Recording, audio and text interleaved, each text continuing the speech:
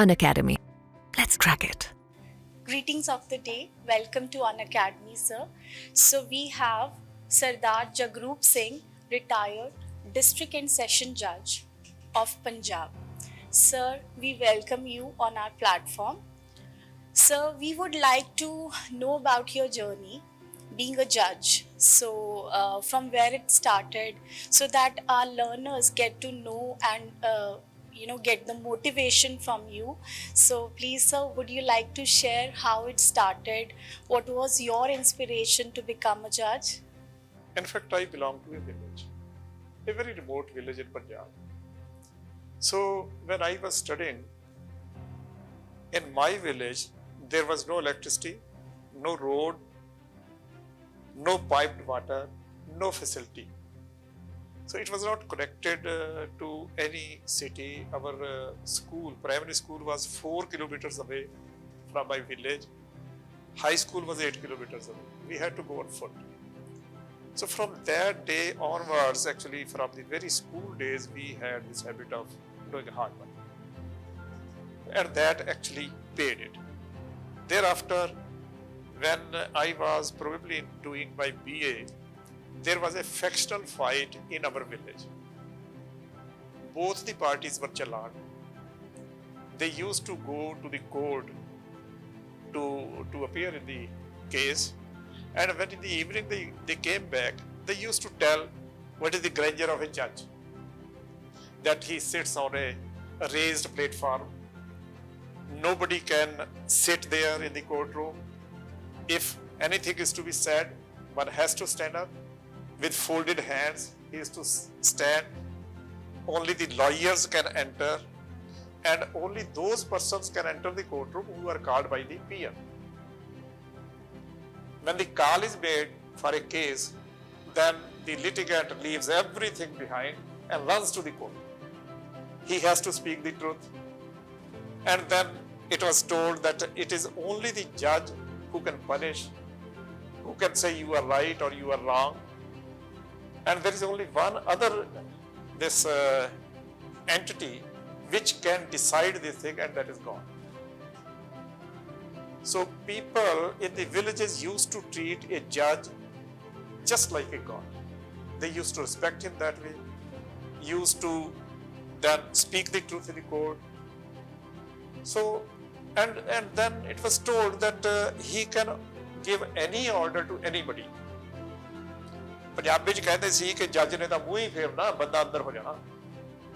Just he is to use his lips and the man is behind bars. So he can give orders to anybody. Nobody can give order to him. Nobody can interfere in his work. So that gave a picture of such a personality in my mind that I started, even graduation, I started thinking that if I am to become something, I will become a judge only. And when I did my BA, so I straight away went to Chandigarh, joined the law college. And thereafter, this all started. Aapka naam, Jazba. The life of the judge is very hard. Generally, people see him sitting in the courtroom from 10 to 4 and say that thereafter there is no work. In fact, right from 8 a.m. when he gets up, he is always busy in his files. He reads those files, the statements of the witnesses in which arguments are to be heard on that day. Then whole of the day court work. Again, then dictation. Orders are to be dictated to the judgment writer. And in the evening, the judgment writer sends those orders or the judgments back at his house. He is to go through those sections. Then it is to be sent back next day for retyping or correcting the judgments. And also to go through those cases which are to be heard on that day again. So that way it is very difficult life, but one has to do it with a dedication. You have to absolve your superior. Sometimes it so happens if there is some need in the house, or say in a lighter vein some gas cylinder is needed, then you come to know in the evening when you reach the doors of the house, gas mangauni si esta. So you forget everything else. And in that process, in the court also, there are such irritating incidents which you have to meet with. ਕਈ lawyers ਇਸ ਤਰ੍ਹਾਂ ਦੇ ਮਿਲ ਜਾਂਦੇ ਤੁਹਾਨੂੰ ਜਿਹੜੇ ਕਿ ਬਹੁਤ irritate ਕਰਦੇ ਨੇ, ਬਹੁਤ ਖੱਬੀ ਖਾਨ ਹੁੰਦੇ ਨੇ, ਉਹ ਕਹਿੰਦੇ ਨਹੀਂ ਇੱਥੇ ਸਾਡਾ ਹੀ ਰਾਜ ਚੱਲਣਾ। ਕਈ ਤੁਹਾਨੂੰ ਲਿਟੀਗੈਂਟਸ ਇਸ ਤਰ੍ਹਾਂ ਦੇ ਮਿਲ ਜਾਂਦੇ ਜਿਹੜੇ ਕਿ ਤੁਸੀਂ 4 ਵਾਰੀ ਸਵਾਲ ਇੱਕੋ ਪੁੱਛੋਗੇ ਉਹਨਾਂ ਜਵਾਬ ਨਹੀਂ ਦੇਣਾ, ਠੀਕ ਹੈ। ਸੋ ਕਈ ਵਾਰੀ ਸਟਾਫ ਤੁਹਾਨੂੰ ਇਸ ਤਰ੍ਹਾਂ ਦਾ ਮਿਲ ਜਾਏਗਾ, ਉਹ ਕਹਿੰਦੇ ਮੈਂ ਠੀਕ ਤਰੀਕੇ ਨਾਲ ਕਰਦਾ ਨਹੀਂ ਕੰਮ, and you have to cope with everything. There are number of circumstances in which lawyers were dealt with, in which staff was dealt with, litigants were dealt with. So there are so many instances which can be told.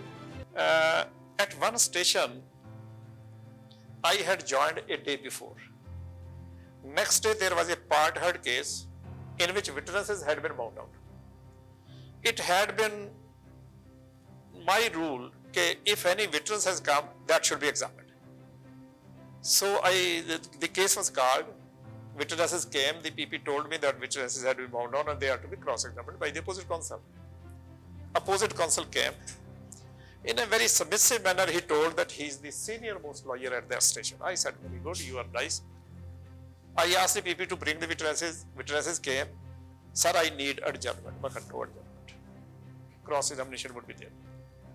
Sir, I am not prepared. It doesn't matter. Then he told me, sir, my such and such judge is my first cousin. That's fine. So you must be knowing what are difficulties of a judge. Good. I asked the PP, bring the witnesses in the dock. He said, no, nothing has happened. Then the next was, sir, the Chief Justice of Punjab High Court is my kudam. My daughter is married to his nephew. Then very good. Then you are from our fraternity. So start the cross-examination. Sir, I am not ready. What does it matter? You should have been ready. I did not know adjournment would not be granted. No, adjournment cannot be granted every day.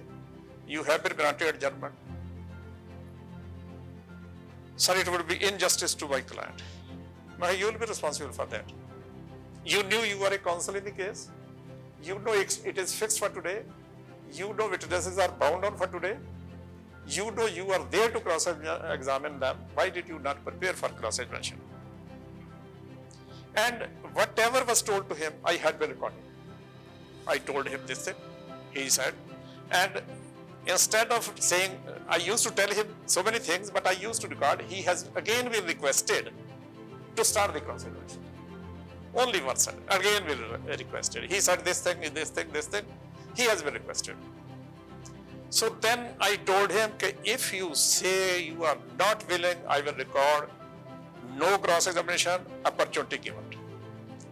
Along with him, there were 2-3 lawyers from Jalandhar who had come, who were representing the other co-accused. Then they told him, ਮੋਢਾ ਫੜਿਆ ਉਹਦਾ, ਮੋਢਾ ਫੜ ਕੇ ਉਹਨੂੰ ਝੰਜੋੜਿਆ, ਕਹਿੰਦਾ ਉਹਦਾ ਨਾਂ ਲੈ ਕੇ ਕਿਹਾ, ਕਹਿੰਦਾ ਤੁਹਾਨੂੰ ਹਾਲੇ ਤੱਕ ਸਮਝ ਨਹੀਂ ਆਈ ਕੀ ਹੋ ਰਿਹਾ। ਤੁਸੀਂ ਆਪ ਤਾਂ ਮੰਨਦਾ, ਕਹਿੰਦਾ ਸਾਨੂੰ ਵੀ ਪਰਵਾਣਾ, ਤੁਸੀਂ ਪੁੱਛਣਾ ਪੁੱਛੋ, ਨਾ ਪਿੱਛੇ ਹਟੋ, ਅਸੀਂ ਪੁੱਛਣਾ। So then he realized that he is going on wrong path.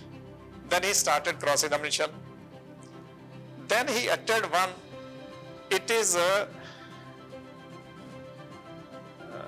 something like that कि मेरे ते अत्याचार किया जा रहा है, मैंने ये कह के, I recorded that. At this stage he has said like this.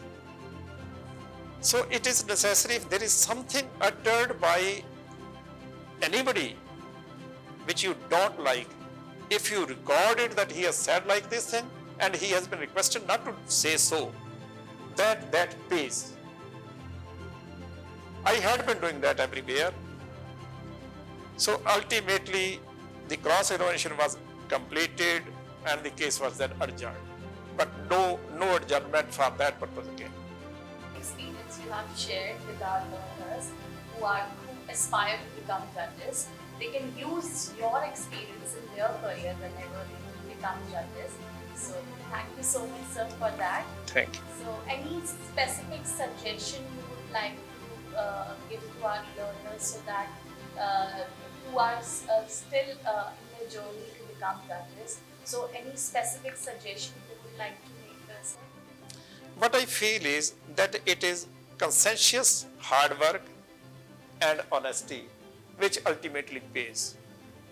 Because in our profession, even if wrong things happen to be done by or get done sometimes due to some reason, no action can be taken if it is honestly done.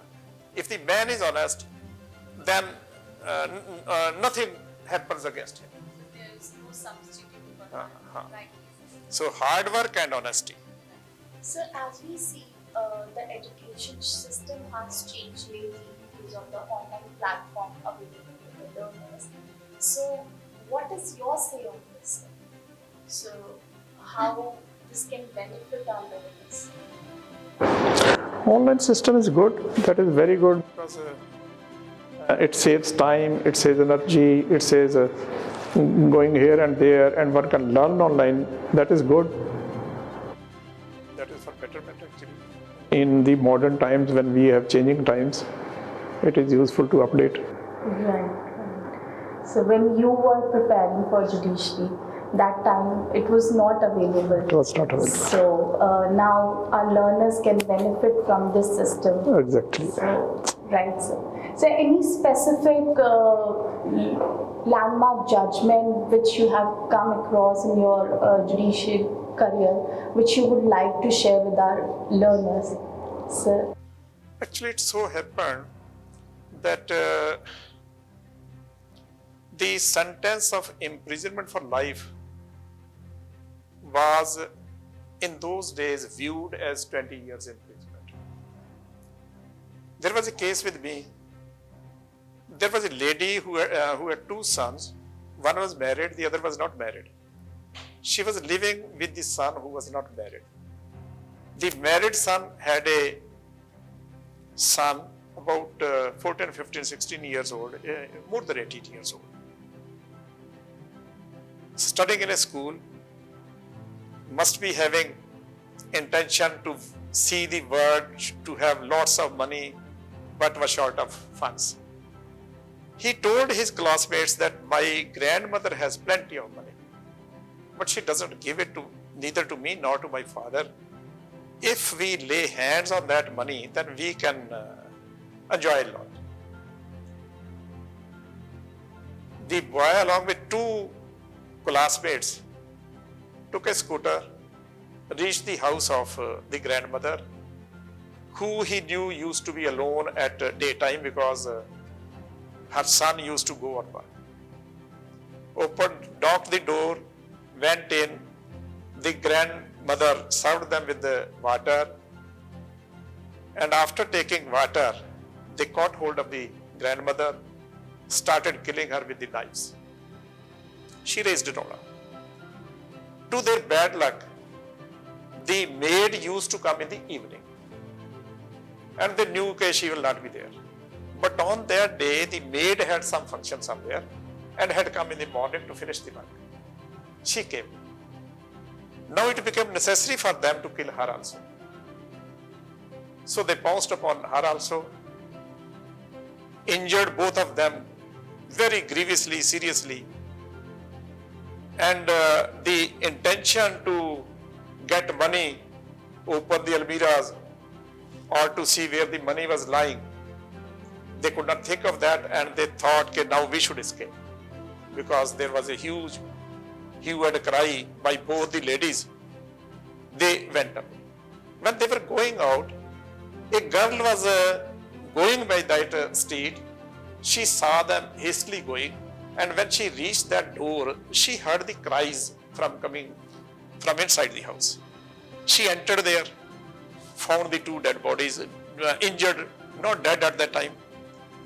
The injured ladies. She raised a rola, attracted many persons. Her other son also came. Ultimately, FIR was lodged. So during investigation, it was found that this was the scooter, and they had come on this scooter. All the three boys were caught. The knives were recovered. the fingerprints on these that glasses were compared and challan was put in. Though there was no eyewitness, but I felt that the case is fully proved. So then was the question, what sentence should be awarded? If death sentence, I was interested that there should be death sentence. They deserve it. But then I thought that 18 years old, death, that would be very difficult to implement.